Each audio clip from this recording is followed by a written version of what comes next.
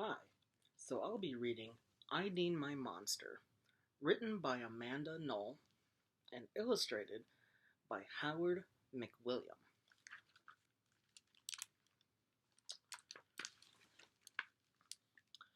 Tonight, when I looked under the bed for my monster, I found this note inside. Gone fishing. Back in a week, Gabe. What was I going to do?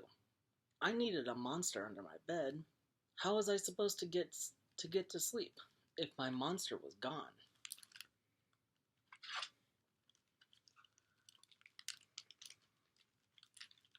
I tried to sleep, but it wasn't the same without Gabe.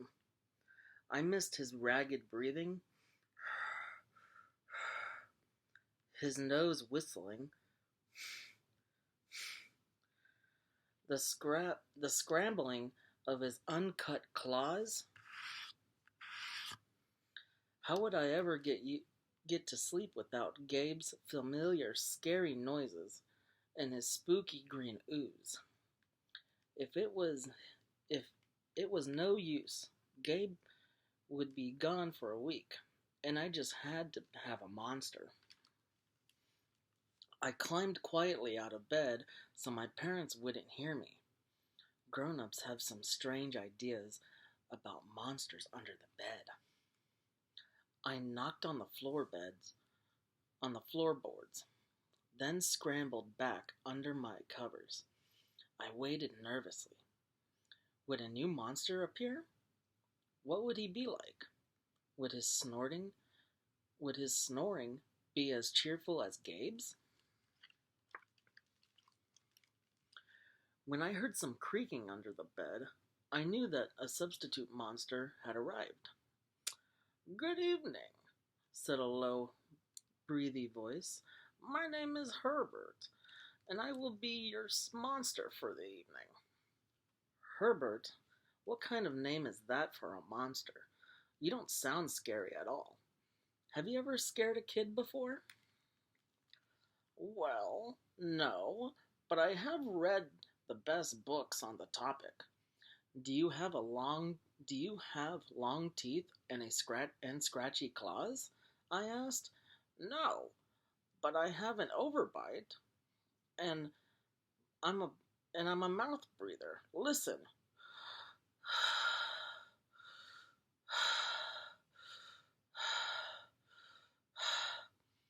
Herbert's panting was kind of scary, but it wasn't enough for me. Listen, Herbert, I'm sorry. I just don't think this is going to work.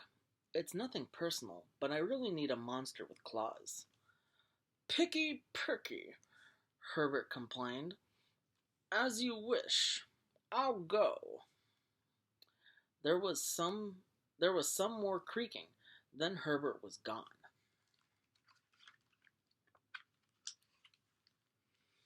Some scratching warned me that a second monster had appeared. Good evening. Good evening, he said in a high, silky voice. My name is Ralph. I understand you need a monster with claws. If you would, please, lean over. I will hold out an arm for inspection.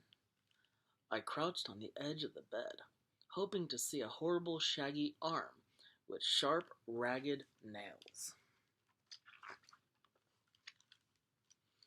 Instead, I was surprised to see sleeky, brushed fur with smooth, shiny claws.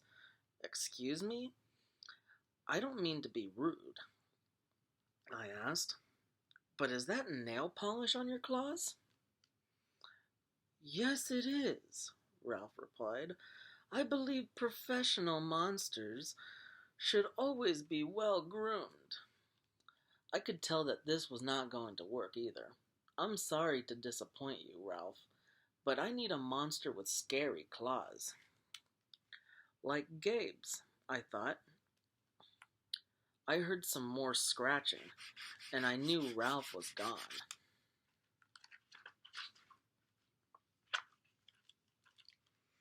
A minute later, a third voice A third voice from under the bed rasped, "Check out these claws, kid." I gathered my courage and peered over the edge. The claws were impressive, jagged, and dark, and razor sharp. So far, so good. I was a little nervous. "Could you stick out your tail?" I whispered. "Could you stick out your tail?" I whispered. "Sure, but don't get scared." I peeked through my fingers at the slimy tail slithering over the foot of my bed. That's when I noticed the bow. "Are you a girl monster?" "Of course I am," she snapped. "I'm Cynthia. Do you have a problem? Do you have a problem with that?" Yeah, I do," I admitted. "I definitely need a boy monster. Boy monsters are for boys, and girl monsters are for girls. Everybody knows that." "Well, aren't you a picky one?" She sniffed, and then she was gone.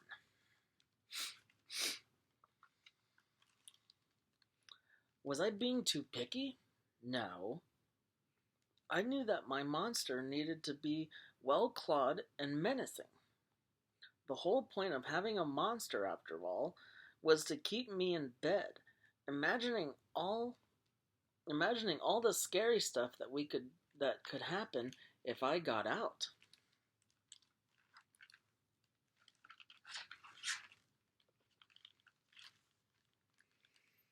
Then I heard a shuffling noise, and some slobbering. A fourth monster was under my bed. "Hey, the name's Mac." One look at his claws proved that Mac was a big, scruffy boy monster. I shivered. Maybe this one would work out. "Those are excellent claws. But do you have a long tail?" I leaned over to see. "No, but my tail is stumpy," Max slurped. But I do have an unusually long tongue." "Why would I be afraid of a long tongue?" I asked. "Oh, I don't know," he said, trying to sound terrifying. "You never know when I might lick you." I fell back on my bed laughing.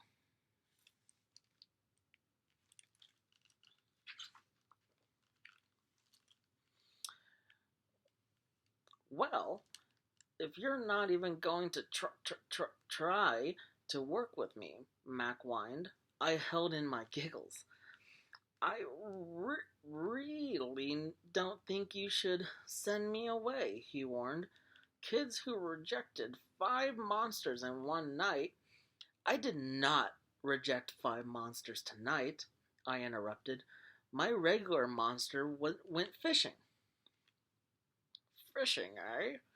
Maybe he just left because you're so picky."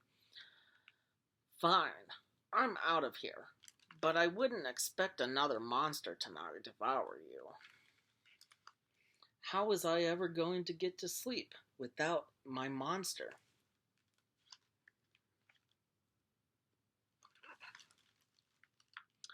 I was surprised to hear more creaking under the bed. Loud creaking with scratching. Uh, I thought no more monsters were going to appear tonight," I said. "Sorry I'm late, kid." Whew, it was Gabe. I thought I would enjoy fishing, but I didn't," he explained. "Those fish scared too easily." No challenge at all. You, however, are challenging, my friend. You're almost too old to be afraid of monsters. You keep me on my toes. Ah, toes, a delicious snack." The bed quivered as Gabe's stomach rumbled with hunger. Now, if you don't mind, I'd like to start the evening with an ominous puddle of drool. I peeked over the edge of the bed. Green ooze spread soundlessly from underneath.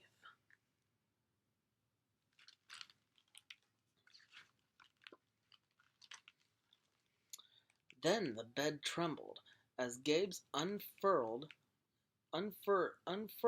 his spiked tail. He was daring me to guess where he might pop up. I shivered.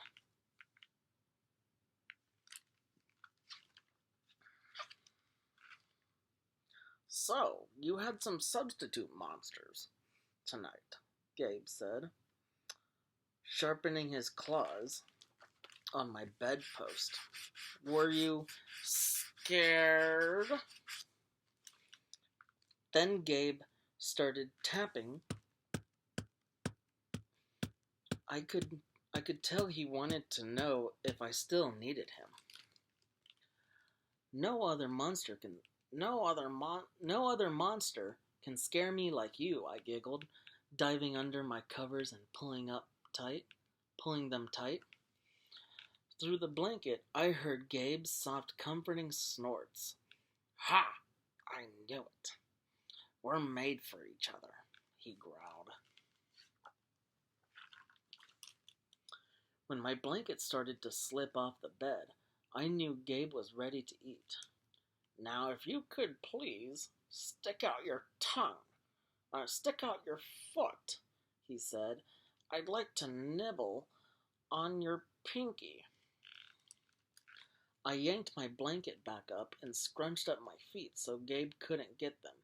No toes tonight, but you can have this, I offered, pushing a pillow off the bed. I didn't even hear it even hit the floor.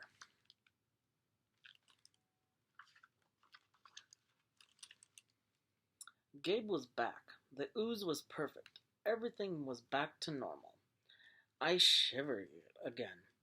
I'd be asleep in no time. The end. Well, I hope you enjoyed the story. And again, this is called I Need My Monster.